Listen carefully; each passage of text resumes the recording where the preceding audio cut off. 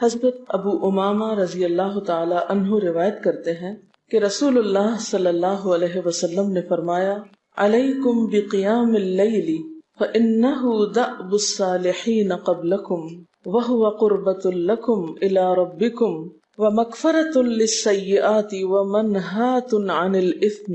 حضرت ابو امامہ رضی اللہ تعالی عنہ سے روایت ہے کہ رسول اللہ صلی اللہ علیہ وسلم نے فرمایا، تہجد ضرور پڑھا کرو کیونکہ وہ تم سے پہلے صالحین کی روش ہے۔ یعنی یہ نماز صرف امت مسلمہ کے لیے نہیں بلکہ ہم سے پہلے دیگر امتوں کے جو نیک لوگ گزرے ہیں ان کی روش بھی یہی ہے، اور تمہارے لیے اپنے رب کے قرب کا وسیلہ ہے۔ یعنی تہجد وسیلہ ہے کس کا؟ اللہ کا قرب حاصل کرنے کا، اور گناہوں کے مٹنے کا ذریعہ ہے، اور مزید گناہوں سے بچنے کا سبب ہے۔ یعنی پچھلے گناہوں کے صاف ہونے کا ذریعہ، نمبر 3 مزید گناہوں سے بچنے کی طاقت انسان کو نصیب ہوتی ہے اس کے ذریعے، یعنی گناہوں سے روک بنتا ہے۔ یہ روایت جو ہے ابن خزیمہ کی ہے۔ حضرت ابو ہریرہ رضی اللہ تعالی عنہ روایت کرتے ہیں کہ رسول اللہ صلی اللہ علیہ وسلم نے فرمایا، اس شخص پر اللہ کی رحمت ہو جو رات کو اٹھا، پھر نماز تہجد پڑھی، پھر اپنی بیوی کو جگایا، پھر اس نے نماز پڑھی، پھر اگر عورت غلبہ نیند کے باعث نہ جاگی تو اس کے منہ پہ پانی کے چھینٹے مارے، اور اس عورت پر بھی اللہ کی رحمت ہو جو رات کو اٹھی، نماز پڑھی، اپنے شوہر کو جگایا، پھر اس نے نماز پڑھی، پھر اگر شوہر نہ جاگا تو اس کے منہ پر پانی کے چھینٹے مارے۔ برابر کی بات ہے، دونوں کے لیے اجر بھی برابر کا ہے اور دونوں کو حق بھی برابر کا ہے جگانے کا، اور دونوں کو پانی کا چھینٹا مارنے کا بھی حق ہے، اور اس میں کسی کی بھی بے عزتی کی بات نہیں۔ یعنی عورت اگر ایسا کرے اپنے شوہر کے ساتھ تو وہ اس کی طرف سے کوئی روڈنس نہیں ہوگی، کیونکہ عام طور پر جب کسی کو نیند کی حالت میں جگایا جاتا ہے اور خصوصاً اگر اس پہ پانی پھینک دیا جائے تو وہ کیا سمجھتا ہے کہ اس کی بہت بے عزتی ہو گئی یا اس کے ساتھ بہت برا کیا گیا، اور عموماً لوگ اس وقت بہت غصے کا مظاہرہ پھر کرتے ہیں کہ کیوں جگایا جا رہا ہے۔ حضرت ابو ہریرہ رضی اللہ تعالی عنہ کہتے ہیں کہ رسول اللہ صلی اللہ علیہ وسلم فرماتے تھے، فرض نماز کے بعد سب نمازوں سے افضل تہجد کی نماز ہے۔ یعنی فرائض بہرحال افضل ہے اور نوافل میں سب سے افضل تہجد کی نماز۔ رسول اللہ صلی اللہ علیہ وسلم نے فرمایا، جب انسان سوتا ہے تو شیطان اس کے سر کی گدی پر 3 گریں لگاتا ہے اور کہتا ہے کہ رات بڑی لمبی ہے، اس کو تھپکی دیتا ہے اور کہتا ہے لمبی رات ہے، ابھی سوئے رہو، ابھی ٹائم ہے، ٹھہر کے اٹھنا، یعنی اس کو سلائے رکھتا ہے۔ اگر وہ بیدار ہو کر اللہ کا ذکر کرے، یعنی آنکھ کھلے اور اللہ کا ذکر کو شروع کر دے تو ایک گرہ کھل جاتی، شیطان کے پھندے سے انسان آزاد ہونے لگتا ہے۔ اگر وضو کرے تو دوسری گرہ کھل جاتی، اگر نماز پڑھے تو تیسری گرہ کھل جاتی، اور وہ شادمان اور پاک نفس ہو کر صبح کرتا ہے۔ یعنی جو شخص صبح نماز کے وقت پر، تہجد کے وقت یا پھر کم از کم فجر کے وقت اٹھ جاتا ہے، اللہ کا ذکر کرتے ہوئے وضو کرے اور پھر نماز پڑھ لے، سورج نکلنے سے پہلے پہلے یہ کام کر لے تو وہ ایک مطمئن شخص کی طرح اٹھتا ہے، ورنہ اس کی صبح خبیث اور سست نفس کے ساتھ ہوتی۔ عام طور پر ہم اطمینان کی تلاش میں رہتے ہیں، سکون کی تلاش میں رہتے ہیں، اور یہ سوچتے ہیں کہ ہمیں ڈپریشن ہے یا ہمارے اندر ایک غم ہے، تو ہم اس کے اسباب نہیں جانتے کہ سبب کیا ہے۔ ان کے اسباب میں سے ایک بڑا سبب شیطان کی گرفت میں ہونا ہے، اور شیطان اپنی گرفت ویسے تو دن کے وقت بھی انسان پر رکھتا ہے، لیکن خصوصاً رات کے وقت جب انسان سو جاتا ہے تو وہ نہیں چاہتا کہ سوتا ہوا اٹھے انسان، اور اگر انسان ہمت کر کے اٹھ جاتا ہے، ذکر کرتا ہے، وضو کرتا ہے اور نماز پڑھ لیتا ہے تو یہیں سے اطمینان قلب کا آغاز ہو جاتا ہے، اس کی تسلی ہو جاتی۔ رسول اللہ صلی اللہ علیہ وسلم نے فرمایا، اللہ تعالیٰ ہر رات آسمان دنیا پر نزول فرماتے ہیں، یعنی زمین سے سب سے قریبی آسمان پر۔ جب 1/3 رات باقی رہ جاتی ہے تو فرماتے ہیں، ہے کوئی جو مجھے پکارے؟ اس وقت اللہ تعالیٰ بندوں کو پکارتے ہیں، ہے کوئی جو مجھے پکارے میں اس کی دعا قبول کروں؟ ہے کوئی جو مجھ سے مانگے میں اس کو دوں؟ ہے کوئی جو مجھ سے بخشش طلب کرے تو میں اس کو بخش دوں؟ گویا یہ وقت دعا کی قبولیت کا وقت ہے، انسان جو مانگے اس کو ملتا ہے، اور خصوصی طور پر بخشش کے طلب کرنے کا وقت، جیسے قرآن پاک میں آتا ہے وَبِالْأَسْحَارِ هُمْ يَسْتَغْفِرُونَ وَبِالْأَسْحَارِ هُمْ يَسْتَغْفِرُونَ، اور سحری کے وقت وہ استغفار کرتے ہیں۔ اب ہو سکتا ہے کہ آپ کہیں کہ نہیں، ہم نے تو زندگی میں کوئی خاص گناہ کیے ہی نہیں، اس لیے ہمیں تو بخشش کی ضرورت ہی نہیں۔ بخشش مانگے گناہگار لوگ، ہم تو نیک لوگ ہیں، نیک کام کرتے ہیں، دن رات قرآن پڑھتے پڑھاتے ہیں، اس لیے ہماری تو ضرورت نہیں۔ نبی صلی اللہ علیہ وسلم جن کے اگلے پچھلے سب قصور معاف کر دیے گئے تھے، وہ اتنا لمبا قیام کرتے تھے کہ ان کے قدم مبارک سوج جاتے تھے۔ حضرت مغیرہ فرماتے ہیں رسول اللہ صلی اللہ علیہ وسلم نے اتنا لمبا قیام کیا رات کو کہ آپ کے پاؤں سوج گئے۔ آپ سے سوال کیا گیا کہ آپ اتنی مشقت کیوں کرتے ہیں، اپنے آپ کو اتنا کیوں تھکاتے ہیں، حالانکہ آپ کے تو سارے گناہ معاف کر دیے گئے۔ آپ نے فرمایا کیا میں اللہ کا شکر گزار بندہ نہ بنوں؟ یعنی صرف گناہوں کی بخشش ہی نہیں بلکہ نعمتوں پر شکر بھی واجب ہے۔ جہاں ایک طرف گناہوں کی بخشش انسان کے لیے اللہ کے قرب کے راستے ہموار کرتی ہے، وہاں اللہ تعالیٰ کا شکر ادا کرنا بندے کو اللہ کا قرب عطا کرتا ہے۔ اچھا، اب پہلی سنت میں آپ کو بتاؤں گی کہ اگر آپ تہجد کے وقت اٹھے ہیں تو سب سے پہلے آپ کیا پڑھیں گے۔ حضرت عائشہ رضی اللہ تعالیٰ عنہا فرماتی ہیں کہ رسول اللہ صلی اللہ علیہ وسلم جب رات کو تہجد کے لیے اٹھتے تو یہ پڑھتے 10 بار اللہ اکبر، 10 بار الحمدللہ، 10 بار سبحان اللہ و بحمدہ، 10 بار سبحان الملک القدوس، 10 بار استغفر اللہ، 10 بار لا الہ الا اللہ، اور پھر 10 بار اللہم اعوذ بک من ضیق الدنیا و ضیق یوم القیامہ، میں تیری پناہ میں آتا ہوں دنیا کی تنگی سے اور قیامت کے دن کی تنگی سے۔ اللہم اعوذ بک من ضیق ضاد یہ قاف من ضیق الدنیا و ضیق یوم القیامہ، یہ بھی 10 بار۔ اور پھر فرماتے اللہم اغفر لی واہدنی وارزقنی وعافنی، پھر وضو کرتے اور تہجد شروع کرتے، یعنی یہ بھی وضو سے پہلے آپ پڑھ لیتے تھے۔ تو آپ کیا کر سکتے ہیں، جیسے آنکھ کھلی یا بستر پر لیٹے ہیں تو بعض اوقات ایسا ہوتا ہے نا کہ انسان سوچتا ہے اچھا ایک سائڈ پہ سو کے اتنے تھکے ہوئے ہوتے ہیں کہ آپ ایک دم نہیں اٹھ پاتے۔ حالانکہ آپ صلی اللہ علیہ وسلم کے نیند سے بیدار ہونے کا طریقہ کیا تھا کہ جب آپ اٹھتے تھے تو یکدم اٹھتے تھے، سستی کے مارے نہیں کہ کبھی ایک طرف لیٹ گئے پھر دوسری طرف سو گئے پھر دائیں طرف پھر بائیں طرف، نہیں، جب جاگنے کا وقت ہوتا تھا تو آپ فوراً اٹھ جاتے تھے۔ لیکن بسا اوقات ایسا ہوتا ہے کہ انسان تھکا ہوا ہوتا ہے، سائڈ بدل کے دوسری طرف کو ذرا لیٹتا ہے، تو یہ لیٹے لیٹے بھی آپ اذکار پڑھ سکتے ہیں، ٹھیک ہے؟ اور یہ سب آپ کو آتے ہی ہوں گے سوائے ایک وہ ذکر کے اللہم اعوذ بک من ضیق الدنیا و ضیق یوم القیامہ، اور ترتیب آپ یاد کر لیں اپنے بیڈ سائڈ ٹیبل پہ یا بیڈ پہ یا کہیں بھی، یہ نوٹس کسی پین کے ساتھ لکھ کے لگا دیں، چپکا دیں، اور جب یاد ہو جائے تو پھر اتار دیں، جب عادت بن جائے تو ہٹا دیں وہاں سے، ٹھیک ہے نا؟ جتنے دن عادت نہیں بنتی اتنے دن اپنے یادداشت کے لیے رکھ لیں۔ اسی طرح نیند سے اٹھ کر لا الہ الا اللہ وحدہ لا شریک لہ لہ الملک و لہ الحمد وہو علی کل شیء قدیر الحمد للہ وسبحان اللہ واللہ اکبر ولا حول ولا قوۃ الا باللہ، یہ بھی پڑھ سکتے ہیں۔ اچھا، ضروری نہیں کہ سب کچھ ایک ہی دن میں پڑھ لیں، یہ بھی آپ کر سکتے ہیں کہ ایک دن میں ایک چیز پڑھ لیں، دوسرے دن دوسری پڑھ لیں، تیسرے دن تیسری پڑھ لیں، ٹھیک ہے نا؟ اور اگر ساری ایک دن بھی پڑھنا چاہیں، دیکھیں وقت کی بات ہے نا، ہو سکتا ہے اس وقت عمر کے اس حصے میں آپ پہ بہت ذمہ داریاں ہوں، آپ یہ سب کچھ نہ پڑھ سکتے ہوں، لیکن زندگی کا ایک ایسا وقت بھی آتا ہے جب انسان بوڑھا ہو جاتا ہے، جب اس کے اوپر باقی ذمہ داریاں کم ہو جاتی ہیں، پھر نیند بھی کم ہو جاتی ہے، پھر زیادہ عبادت کا موقع ملتا ہے۔ تو ایسے میں جب انسان کے پاس عبادت کے لیے وقت اور موقع زیادہ ہو تو پھر یہ ساری چیزیں بھی پڑھ لیں، ٹھیک ہے نا؟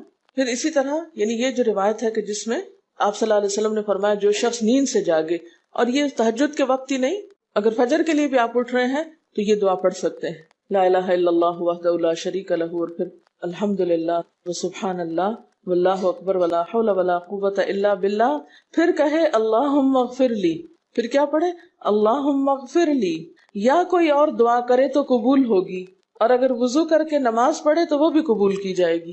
صبح اٹھتے ہی اللہ کی تعریف، اور آپ کو معلوم ہے کہ یہ جو چوتھا کلمہ ہے نا لا الہ الا اللہ وحدہ، اس کو دعا بھی کہا گیا، حالانکہ اس میں صرف اللہ تعالیٰ کی حمد و ثنا ہے، اور یہ یوم عرفہ کی دعا ہے۔ حدیث میں آتا ہے کہ مجھے اور مجھ سے پہلے انبیاء کو اس دن کی جو بہترین دعا سکھائی گئی یعنی یوم عرفہ کی دعا وہ لا الہ الا اللہ وحدہ لا شریک لہ، حالانکہ اس میں مانگنے کی تو کوئی چیز ہی نہیں، صرف اللہ کی حمد و ثنا ہے۔ جیسے حضرت ایوب علیہ السلام نے کہا تھا انی مسنی الضر وانت ارحم الراحمین، مانگا کچھ نہیں، انت ارحم الراحمین، انت ارحم الراحمین۔ اللہ تعالیٰ کی تعریف کر کے اللہ تعالیٰ کے نام کے ساتھ اس کو اگر انسان پکار لیتا ہے تو یہ بھی اس کے لیے بہت کافی۔ ایک اور روایت میں آتا ہے رسول اللہ صلی اللہ علیہ وسلم جب تہجد کے لیے اٹھتے یعنی آپ ایک مرتبہ اٹھے، یعنی جو صحابی روایت کرتے ہیں، تو آپ نے بیٹھنے کے بعد آسمان کی طرف نظر کر کے سورۃ آل عمران کی آخری 11 آیات 190 سے لے کر 200 تک 11 آیتیں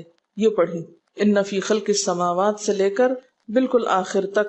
یعنی ضروری نہیں کہ کھڑے ہو کر آپ آسمان کی طرف دیکھیں، آپ اٹھے ہیں، چارپائی پہ بیٹھے ہوئے ہیں، ابھی وضو کے لیے نہیں گئے، بیٹھ کے آسمان کی طرف دیکھ کے پڑھ کے پھر اٹھ سکتے ہیں. اب اس میں آپ دیکھیں نا کہ انسانی نفس کی بھی ایک رعایت ہو جاتی ہے. لیٹے لیٹے آپ نے ایک ذکر پڑھ لیا، بیٹھ کے آپ نے دوسرا پڑھ لیا، پھر آپ وضو کو چلے گئے، تو اس میں وہ جو ایک طبیعت کی کسل مندی ہوتی ہے وہ بھی ساتھ ساتھ اللہ کے ذکر سے دور ہوتی جاتی ہے، اور ایک سٹیپ کے بعد دوسرا سٹیپ لینا بھی آسان ہو جاتا ہے. اچھا، اس میں آپ دیکھیں حکمت کیا ہے کہ آپ صلی اللہ علیہ وسلم نے کیا فرمایا کہ آسمان کی طرف دیکھ کے پڑھا جائے تاکہ اچھی طرح آنکھیں کھل جائیں.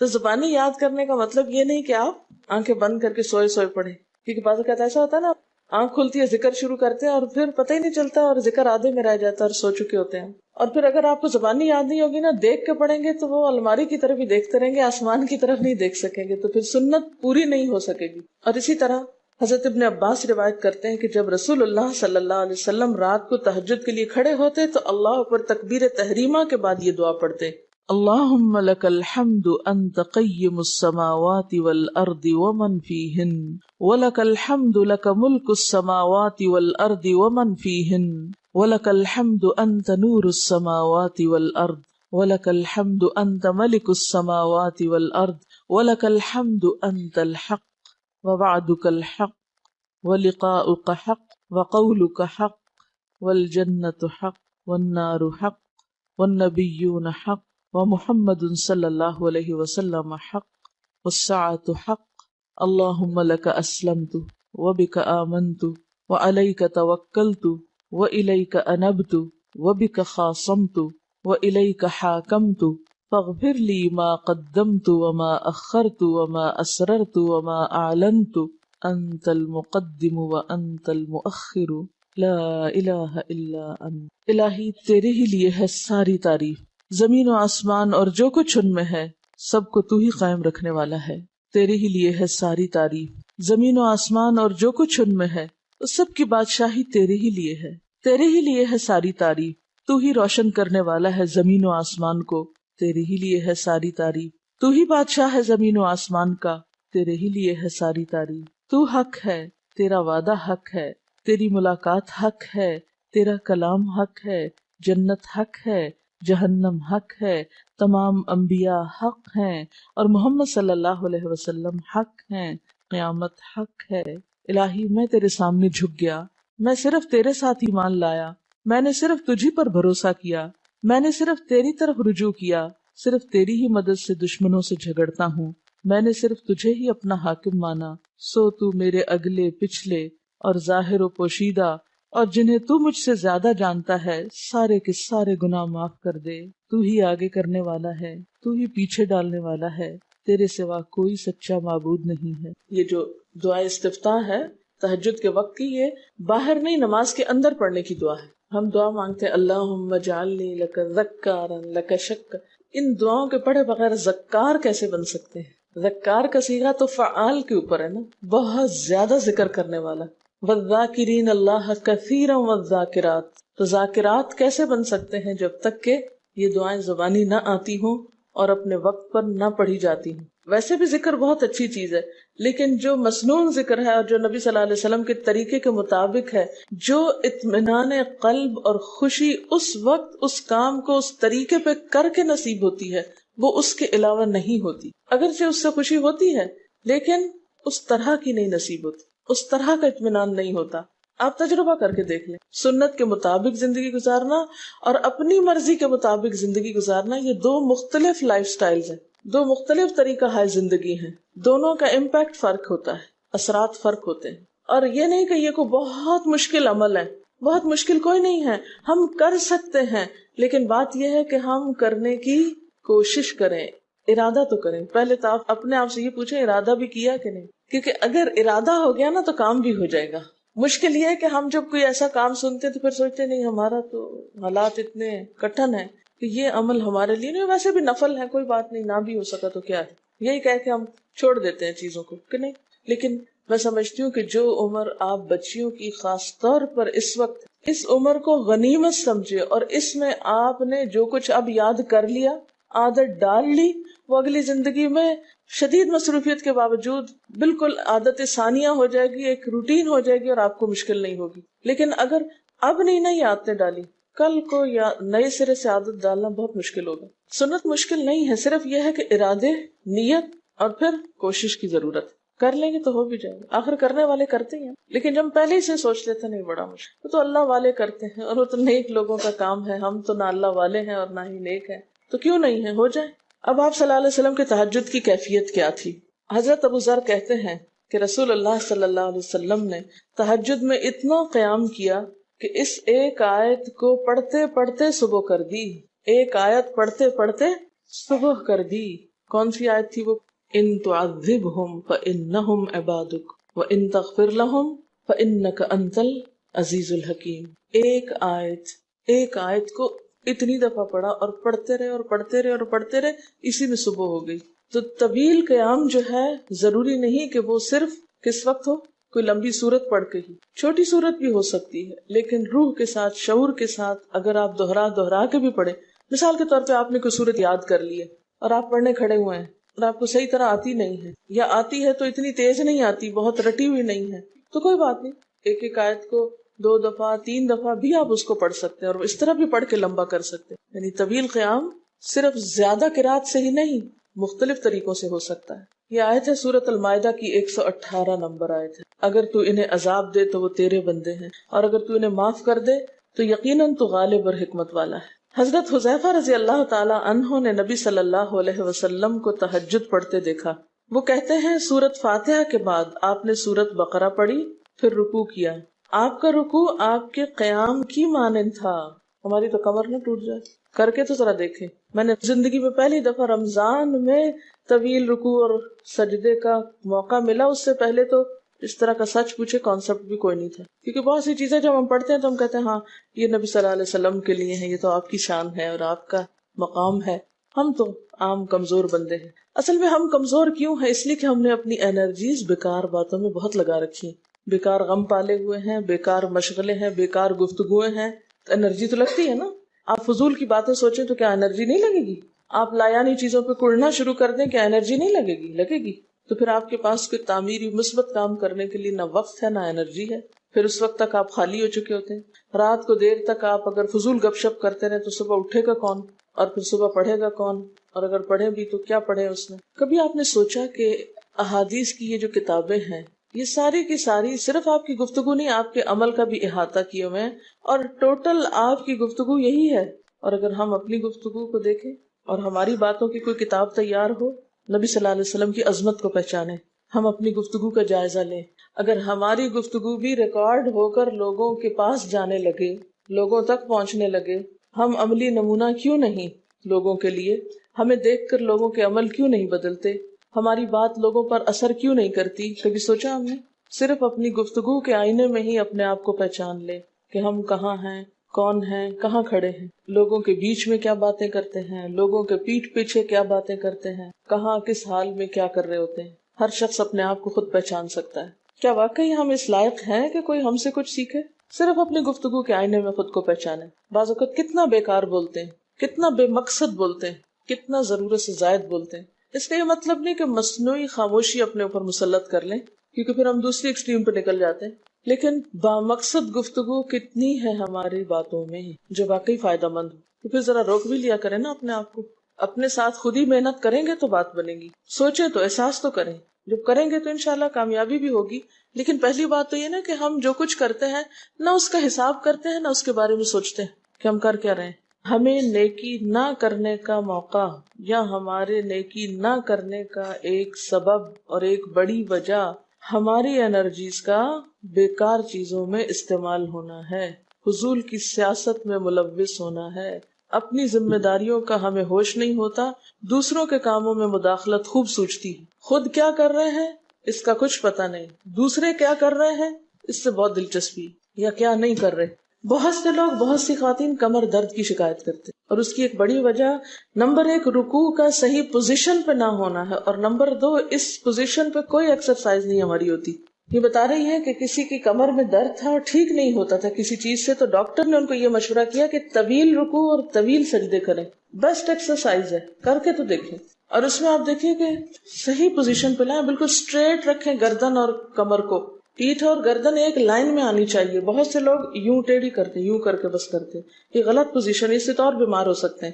کئی لوگ سر پھینک دیتے ہیں نیچے کو، یہ بھی غلط پوزیشن ہے، اس سے بھی کام خراب ہوتا ہے۔ اگر آپ صحیح پوزیشن پہ رکوع لمبا کریں تو یقینی طور پہ کمر درد کا علاج ہے۔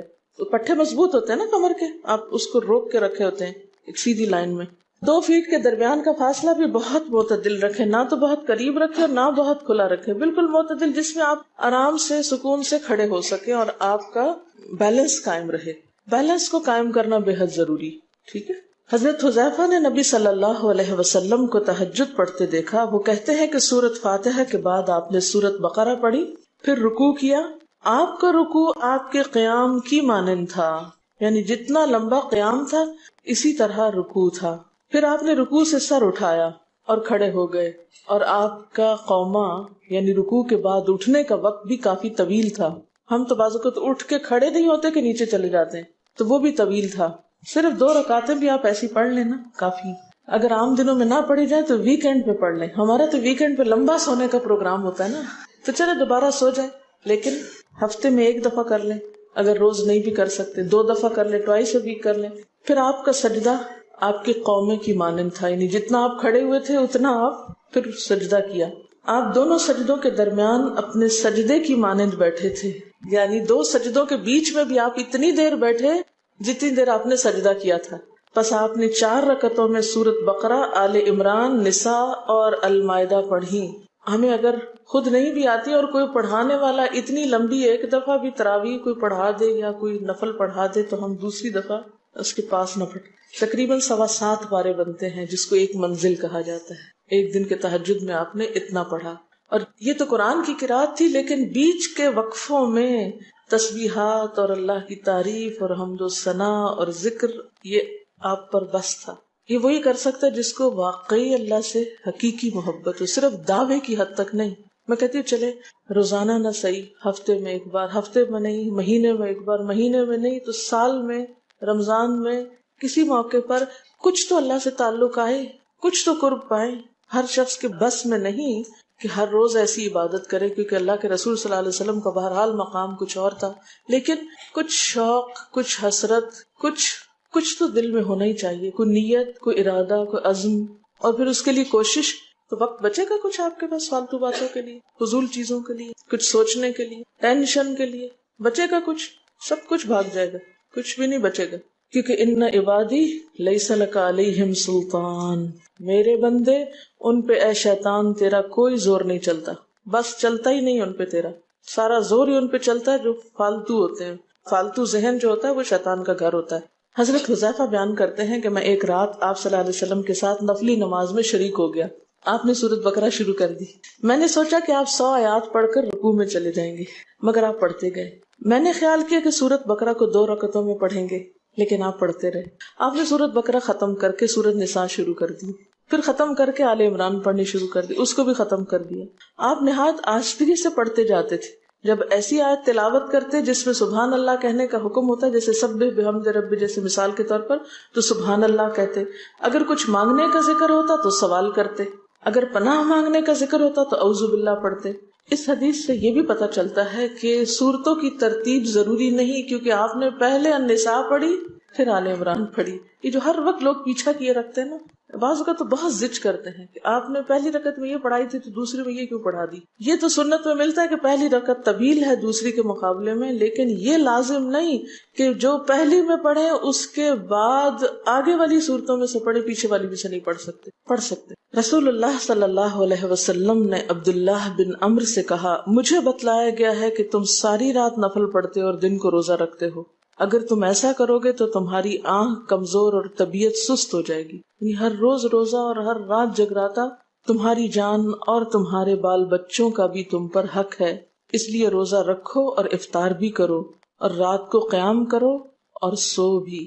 یعنی ساری رات تہجد پڑھنا یا نفل پڑھنا پسندیدہ نہیں ہے، رات کو سونا بھی پسندیدہ ہے۔ ہمارے ہاں 27ویں رات کو پوری رات جاگنا لازم سمجھا جاتا ہے، تو نبی صلی اللہ علیہ وسلم سے کوئی رات بھی پوری کی پوری جاگنا ثابت نہیں، کیونکہ اگر انسان صرف جاگتا ہی جاگتا چلا جائے تو وہ آسان ہوتا ہے، ایک دفعہ سو کے پھر اٹھنا جو ہے نا وہ اصل میں نفس کا امتحان ہوتا ہے، وہ مشکل ہوتا ہے۔ اسی طرح نبی صلی اللہ علیہ وسلم 3 دن سے کم میں قرآن مجید ختم کرنا پسند نہیں فرماتے تھے۔ آپ نے حضرت عبداللہ بن عمرو سے فرمایا کہ 1 ماہ میں پورا کر لو۔ انہوں نے عرض کی میں اس سے زیادہ تلاوت کی طاقت رکھتا ہوں، تو فرمایا 20 دن میں کر لو۔ ان کا میں اس سے زیادہ کی طاقت رکھتا ہوں، فرمایا 7 دن میں ختم کر لیا کرو، اس سے زیادہ کی اجازت نہیں، یعنی وہ ایک منزل کر کے۔ صحابہ کرام چونکہ اس زمانے میں مصحف اس طرح تھوڑی چھپے ہوئے تھے کہ کتابوں کی شکل میں ہوں، جو قرآن تھا لوگوں کے سینوں میں تھا، یاد کیے ہوئے تھے، اور وہ یاد کیا ہوا کہیں صبح کے وقت الگ بیٹھ کے نہیں پڑھا کرتے تھے، وہ کہاں پڑھتے تھے؟ تہجد میں نماز کے اندر پڑھا کرتے تھے۔ اب یہ تو ہم لوگوں کی مشکل ہوگی نا کہ ہمیں آتا کچھ نہیں زبانی، تو پھر ہم دیکھ کے پڑھتے ہیں تو نماز میں پھر وہ مشکل ہوتا ہے تو الگ رکھ کے پھر اس کو پڑھ رہے ہوتے ہیں، ٹھیک ہے۔ لیکن زیادہ بہترین پڑھنا نماز کے اندر کا پڑھنا ہے، اگرچہ دیکھ کے پڑھنے کی اس میں بھی اجازت ہے، لیکن ان کی چونکہ شدید حرص تھی حضرت عبداللہ بن عمرو کی، تو آپ نے ان کو 3 دن کی پھر اجازت دے دی تھی، اور آپ نے فرمایا کہ اس شخص کو قرآن کی کچھ سمجھ نہیں ہو سکتی جو 3 سے بھی کم دن میں قرآن پڑھے۔ نبی صلی اللہ علیہ وسلم نے فرمایا جو شخص رات کے نوافل میں 200 آیات تلاوت کرتا ہے وہ اطاعت گزار مخلص لوگوں میں شمار ہوتا ہے۔ انہ من عبادنا المخلصین، وہ آتا ہے نا قرآن پاک میں انبیاء کی صفت میں سے۔ تو جو شخص رات کو نماز میں یعنی نفل میں 200 آیات تک تلاوت کرتا ہے وہ اطاعت گزار مخلص بندوں میں شمار ہوتا ہے۔ اور سنن دارمی میں واضح طور پر آتا ہے کہ نبی صلی اللہ علیہ وسلم ساری رات نوافل نہیں پڑھا کرتے تھے،